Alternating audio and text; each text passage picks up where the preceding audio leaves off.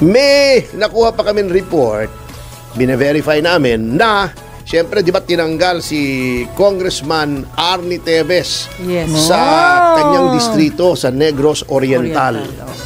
Ang caretaker dyan, matik yan, ay ang speaker. Ibig sabihin... Grabe. So, ang pondo, hawak na naman ni speaker. Grabe ang gahaman. Gahaman. Pati yan, mga kababayan, kukunin niya ang kontrol. Siya yung nagpapatakbo ng distrito kasi bakante nga para may kinatawan. Ngunit, eto ha, noong panahon ni Congressman Teves, ang budget ng distrito sa lahat ng infra is around 2 billion. Okay. Reasonable lang yun. May mga gano'n naman talaga. Ngunit, mga kapatid, noong naging caretaker na si Romualdez, si speaker. Flood control pa lang. Flood control. 1.9 billion na. Kalibel na mga kababayan. Overall budget. And then, ang importante niyan mga kababayan, talaga bang meron? Wala kang makikita. Kung meron man, mga palyado pa. Flood control pa lang. Pera pa yung ibang infra. Grabe, no, paborito talaga nila ang flood control, mga kababayan. Para sa 2 billion sa lahat ng infra. Yan. At sabi sa akin, eto, may mga, eto yung lumalabas na pagsasaliksik. Eto ang nangyayari, Eto ang breakdown. Sinabi na rin ni Mayor Magalong ito. Opo. Yung Big Six, may sinasabing Big Six di ba? Ayaw naman pangalanan. Natatandaan mo ilang araw nakaraan. Sigurado, kasali dyan si Zaldico at saka yung mga Diskaya, mga kababayan.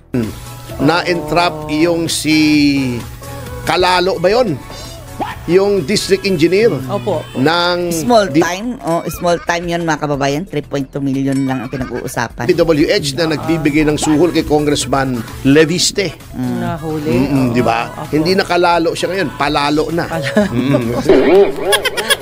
Baka yung mga bata hindi nila alam kung anong ibig sabihin ng palalo. Explain mo nga.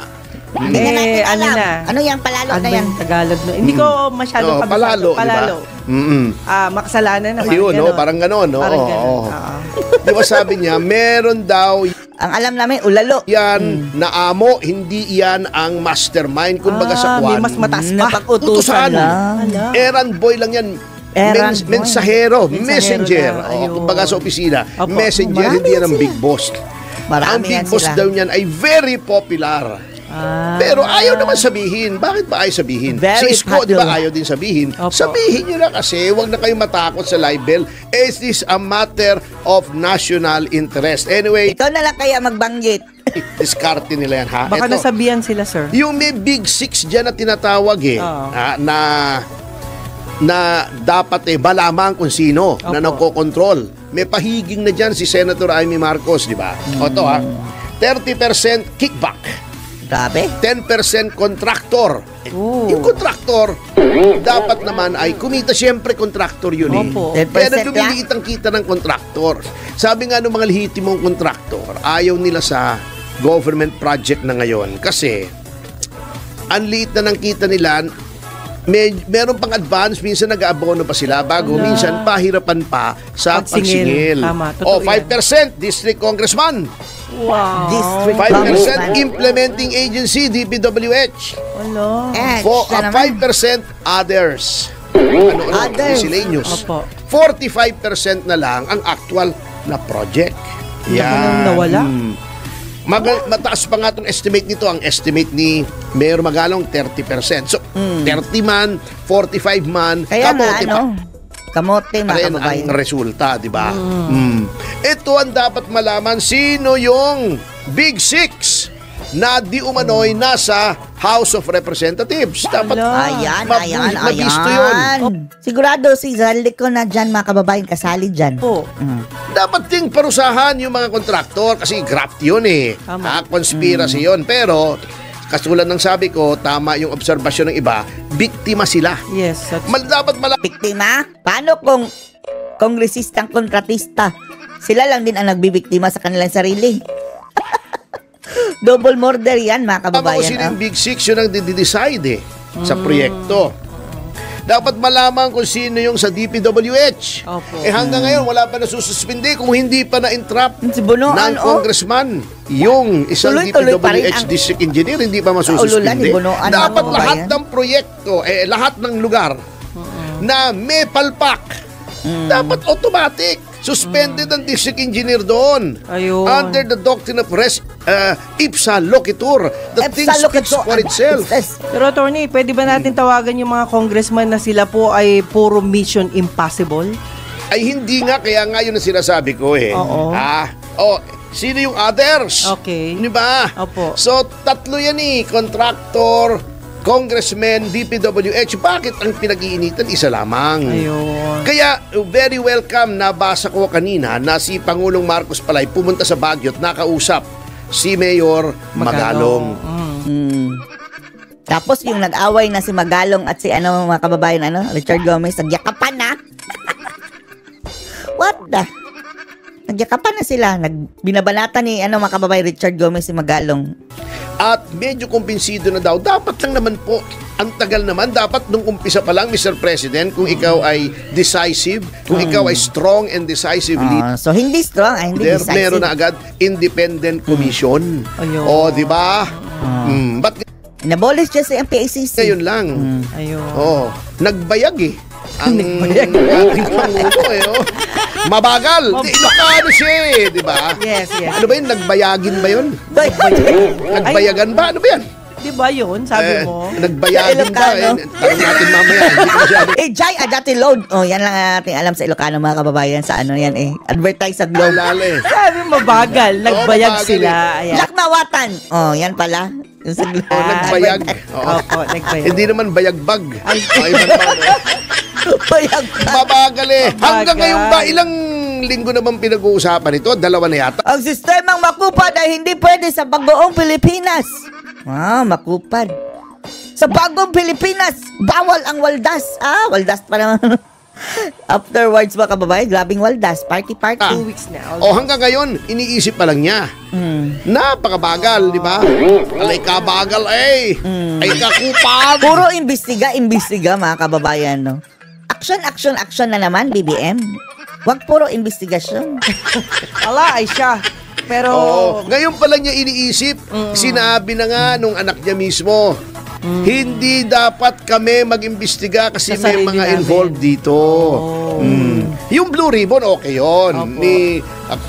Ni Senator Marcoleta. Kasi yun talaga ang papel noon. Ayun. At sana ipatawag, alamin dun sa top 15 na sinabi ni Pangulo, sino ang behind... Be careful, nagalit. Nagalit si Marcoleta kay Karen Davila dahil unang hearing pa lang yan. Kinukumpasan ni Karen Davila mga kababayan Pumalag si Marcoleta dahil unang hearing ko pa lang nga Alam ko yan. Ilalatag ko muna. Mag-antay kayo, sabi ni Marcoleta kay Karen Davila. dito. May congressman behind dito, imposibleng wala. Pero talagang, sinabi na ni Marcoleta yan mga kababayan. Senator pala ha. Senator Marcoleta. Na, kung i-invoke daw yung parliamentary courtesy mga kababayan, sasabihin ng mga kongresista, mayroon tayong parliamentary courtesy. Yung second in command nila, dyan sa kanilang construction firm mga kababayan ang ipapatawag. So, mapapatawag pa rin. At ultimately, madidikit pa rin yan sa kanila. alam na ni Pangulo Sila yan, may-ari. sure ako dyan. Kung alam niya yun, anong ginagawa niya? Bakit? Si BBM mga kababayan, etong hearing ni Marcoleta, scheduled ba kababayan na hindi natin kontrolado ang araw. Pero si BBM, kahit ngayon mismo, pwede niyang paggalawin ang kanyang mga tauhan at ang hustisya mga kababayan. Tugisin ang mga ito. Wala! Puro lang papogi mga kababayan. Pa-inspect Hindi naman pogi. pa siya, gaganon siya, ganon. Ba't nag-i-inspect pa lang siya? Kung alam na niya, at saka ito, natatawa pa ako sa ginagawa ng Pangulo. Kaya sinasabi ko, Funny. baka moro-moro lang Yeah. Tapos si Adjong nagagalit. Ay, bakit gawin yung moro-moro. Dinadivert mga kababayan para technical niya ang wording ni Magalong. Para magalit daw yung mga kababayan nilang mga Muslim. Hoy Adjong, mas magagalit ang mga kapatid nating mga Muslim dyan sa mga kurap. Ang ginagamit na words sila nga mga kababayan moro-moro hindi naman directed doon mga kababayan sa mga kapatid nating Muslim. Si Adjong lang ang nagsasabi niyan mga kababayan. Nagtayo ka ng isang website. isumbong mo sa Pangulo. Opo. Anak ng teteng, Pangulo ka. Nasa ilalim mo ang NBI. Oh. Nasa iyo ang bilyon-bilyon na confidential at intelligence fund. Daming magagaling dyan. Pwedeng gumawa. Oo, nasa iyo yung PNP, yung CIDG. Correct. Nag-iimbestiga yan. Oo. Yan ay DILG, DOJ. Ang head department niyan. Opo. NBI, nasa DOJ. PNP, nasa DILG. Yes, yes. O kung gusto mo, meron ka pang military, may mga Puro papogi, mga intelligence kababayan. doon. Di ba? Gaya-gaya kasi yan sa sumbong-sumbong 888, mga kababayan ni Tatay Digong. Hindi yun, Yung 888 ni Tatay Digong, mga kababayan, overall na yun. Yung flood control, mga kababayan, madali lang yang madali lang yan siyang imbestigahan dahil mayroon yang paper trail. Ay, naku, nag-nag Intelligence talaga. Service, may ISAF pa, gamitin mo na. O, para makakuha ng impormasyon. Hihingi ka pa ng sumbong mula sa mamamayan. Anong kapasidad namin? Bong. Bago sasabihin pa, ayon sa website na isumbong mo sa Pangulo. Anong ayon sa website? Itanong mo kay Bonoan. Ayun. Cabinet member mo yun, alter ego mo yun. Oy, Secretary Bonoan, amin na yung list ng flood control projects. Ano rito ang Kengkoy? Ha? Sinong nag-approve? Ganito lang naman, napakadali. Ha? Oh, isang city sa Bulacan. Yung sinasabi niya, Ghost Project, di ba? Opo. Oh, kung decisive ka. Bah, nagagalit daw siya. Eh, ang gagawin namin sa galit mo. Talaga. So what kung nagalit ka? Kumilos ka. Galit-galitan Kaya lang, mga nagagalit kababayan. ako, I'm getting And then ngayon, pupunta na naman sa ibang bansa. Liwaliw. really angry. Ganun siya. Oh. Oh. Tanong mo, Bonoan, sinong district engineer dito? Ghost Project, inapprove ba niya ito? Yes, sir. Suspended. Oh. Tapos. Tapos Dahil walang proyekto, mga kababayan. The fact na sinabi nilang completed na walang proyekto. Suspended. Imbestigahan mo. I want your investigation on my desk. The results of your investigation Kulang ang investigasyon, kulong. on my desk in 5 days. Okay. that should be, tama kayo. Oh, di ba ilang ghost project na nakikita niya? Sinong district engineer dito? Secretary, si ganon-ganon. Suspend him. I want your report in 5 days. Bakit namin mo hahanapin? Di ba sabi pa niya, nung press con niya, wala bang investigative journalist dito? Dakdang teteng talaga. Napaya po yung mga tao doon. NBI nandyan sa'yo. DILG, ISAP. Gamitin mo. Magkano ang confidential funds mo, Mr. Siya ang may pinakamalaki, mga kababayan. 10 billion. Mukhang ganyan, mga kababayan. 10 billion ata under the office of the president. President? 4.5 billion. 4.5 pala. Yung overall siguro ang 10 billion. Pambili ng impormasyon. Bumili ka ng impormasyon. Kaya nga. Diba? Baka iba ang binili. Nasa iyo ang DOJ, may witness protection program ka. Gawin mong state witness. Yung mga whistleblowers, proteksyonan mo. O, di ba sabi ni Mayor Vico, bahala na kayo sa akin. Sasabihin ko na lahat. Proteksyonan nyo yung mga whistleblowers. Hindi yung kami ang aasahan nyo. Ikaw ang presidente. Mamamayang kami, susumbong namin sa'yo. Tapos tayo pa ang gagawing, wala ba kayong investigative journalism? Oh, Wow. ikaw ang mag-imbestiga, sir. Anak nang, yan ang mabigat eh. Yun ang tama. Anak Kung ng ang nagba- presidente mo ay weak leader. Weak. Tama, si Pangulong Duterte. Presidente Weak. ka, hindi mo malaman. Nabasa niya na kagad, Ako no? presidente. Sabihin ko, Ibanon, ano ba to? Bigay mo sa akin ang listahan ng lahat ng district engineer. Unang-una, si Pain na yan, si Bunoan. Yan talaga ang first step, mga kababayan. Palitan, mga kababayan, ng talagang stricto at matino na siyang tutugis, mga kababayan, dyan sa mga kurakot dyan. Engineers. Bukas na merong project nag-collapse na anot, nagiba at ghost. Eto sir, ES, gumawa ka ng order. Suspended lahat ito. Pipirmahan ko ngayon din. Opo. Para matakot. Di ba? Sino mga contractors nito? Opo. Di ba? Yes. DOJ. DOJ. Amin na yung si Director, pabuntay mo rito. Director, imbestigahan mo ito. Di ba? BIR, imbestigahan mo ito. Ganda na suggestion nyo, Tony. Mabilis lang. Nasa iyo lahat ng power. Di ba, no? Kaya nga, no? Andun kay BBM lahat ng power, mga kababayan. Bakit Bakit hindi niya ginagamit? Pinarendition mo si Duterte. Ilang libong pulis ang pinadala. Diyan lang sila magaling mga kababayan sa kabalastugan, pero dito talagang ang bayan ang nakikinabang. Walay. Mo. Noong pinahukay mo yung KOJC, ilang libong pulis ang pinadala mo. Ngayon wala. Noong gusto ng House, di ba, na i-impeach ang daming resources, mga insertion. Yes. Hindi mo magawa ito? Investigasyon lang ito? Ay, may nakabok. May nakabok. Yun naman baka sasabihin ni Claire, ang presidente natin, ay Yung Claire rin maaga magising. Maagang magising. Pero anong ginagawa? Sabi ni VP Sara, maaga lang naglasing. 10:30 pa lang, lasing na. Anhin natin kung maaga ang gising, kung kukuya-kuya-kuy lang naman. Kuya-kuy. Puro forma lang naman. Bibisita. Yung pag-visit, hindi na trabaho ng presidente yan. Kanyang papansin na lang mga kababayan. Pakitang tao na lang yan. The president should be on top of things.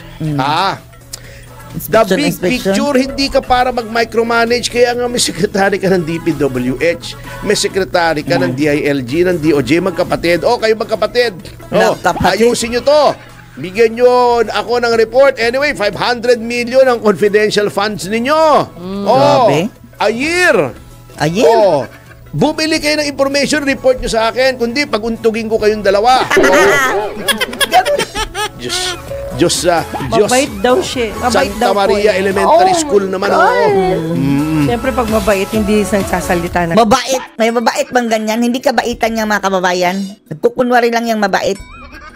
Yung hinahayaan mo lang na kandaleche-leche ang ating bayan.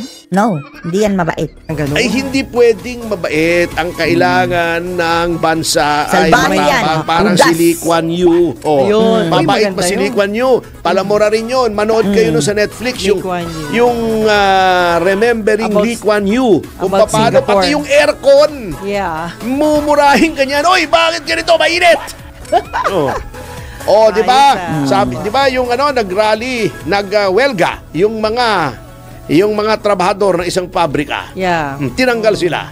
Sabi nila ko, tanggalin nyo lahat bago nagreklamo. Sabi niya, rally kayo, welga kayo. Ngayon, wala kayong trabaho. Kesehoda kayo. Kesehoda! Di ba na nagwelga? Ayun. Kesehoda kayo. Anyway, sa notang yan, mga kasama. Sa notang yan. Anong masasabi niya dito? Post your comments below.